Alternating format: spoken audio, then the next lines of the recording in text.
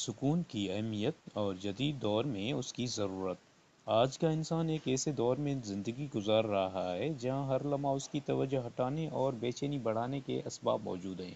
لامتناہی، notifications, social media پر موازنہ اور مزید حاصل کرنے کا دباؤ ہماری ذہنی کیفیت کو مسلسل متاثر کر رہا ہے۔ ایسے ماحول میں سکون ایک نایاب شے بن چکا ہے، اور چونکہ یہ نایاب ہے اس لیے بے حد قیمتی بھی ہے۔ سکون محض وقتی آرام کا نام نہیں بلکہ ایک باقاعدہ مہارت ہے جسے سیکھا اور مضبوط کیا جا سکتا ہے۔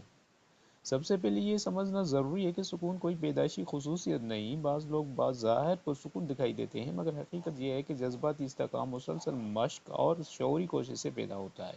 جس طرح جسمانی طاقت ورزش سے بڑھتی ہے، اسی طرح ذہنی سکون بھی تکرار اور تربیت سے حاصل ہوتا ہے۔ انسان اپنے اعصابی نظام کو اس قابل بنا سکتا ہے کہ وہ دباؤ کے حالات میں بھی متوازن رد عمل دے۔ مزید برآں، بے چینی کو دشمن سمجھنے کے بجائے اسے ایک اشارہ سمجھنا چاہیے۔ اکثر لوگ اپنی بے چینی کو دبانے کی کوشش کرتے ہیں جس سے وہ اور بڑھ جاتی ہے۔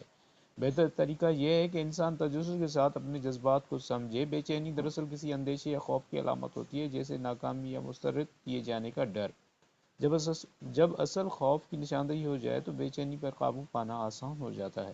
سکون صرف ذہنی کیفیت نہیں بلکہ جسمانی حالت سے بھی گہرا تعلق رکھتا ہے۔ بے ترتیب نیند، سطحی سانس اور مسلسل مصروفیت اعصابی نظام کو چوکنا رکھتی ہے۔ آہستہ اور گہری سانس لینا، مناسب آرام کرنا اور جسمانی سرگرمی اختیار کرنا سکون کے حصول میں بنیادی کردار ادا کرتے ہیں۔ اس طرح جسمانی توازن ذہنی سکون کو تقویت دیتے ہیں۔ اسی طرح حدود کا تعین بھی نہایت اہم ہے۔ جب انسان ہر بات پر ہاں کہتا ہے اور دوسروں کی جذباتی بوجھ اپنے اوپر لیتا ہے تو وہ تھکن اور بے چینی کا شکار ہو جاتا ہے۔ مناسب حدود قائم کرنا خود غرضی نہیں بلکہ اپنی ذہنی صحت کی حفاظت ہے۔ مزید یہ کہ جدید دور میں موازنہ سکون کا سب سے بڑا دشمن ہے۔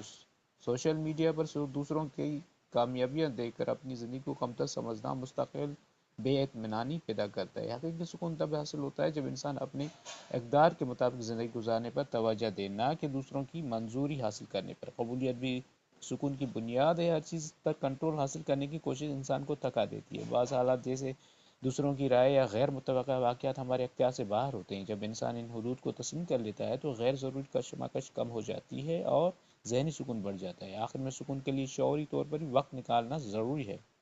مصروف زندگی میں خاموش لمحات خود بخود پیدا نہیں ہوتے۔ انسان کو روزانہ چند منٹ تنہائی، غور و فکر اور ڈیجیٹل دنیا سے دوری کے لیے مختص کرنی چاہیے۔ یہی چھوٹے وقفے ذہنی توازن بحال کرنے میں مدد دیتے ہیں۔ نتیجہ کہا جا سکتا ہے کہ سکون کوئی اتفاقی کیفیت نہیں بلکہ ایک تربیت یافتہ مہارت ہے۔ اگر انسان آگاہی، قبولیت اور عملی اقدامات کے ذریعے اپنی زندگی میں توازن پیدا کرے تو وہ جدید دور کے دباؤ کے باوجود بھی باوقار اور پرسکون زندگی گزار